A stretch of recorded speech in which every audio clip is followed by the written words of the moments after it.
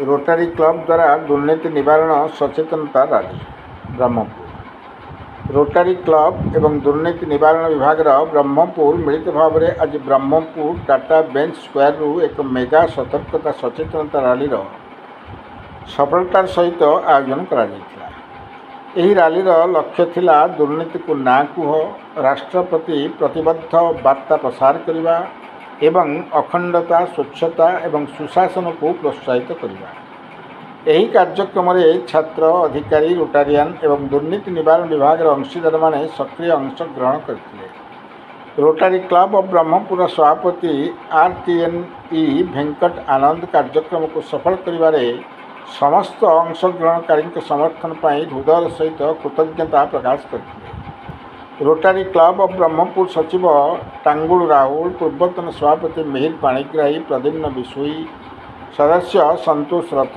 जामुला लक्ष्मीपति, टाटा विजयलक्ष्मी, गोपीराम अग्रवाल एवं अनेक सदस्य रैली जोग देते। यही प्रयास रोटारी क्लब ऑफ ब्रह्मपुर निजठारु अधिक सेवा मनोभाव प्रति प्रतिबद्धता एवं एक दुर्नीति मुक्त समाज गठन पर यार प्रयास को प्रतिफलित करे।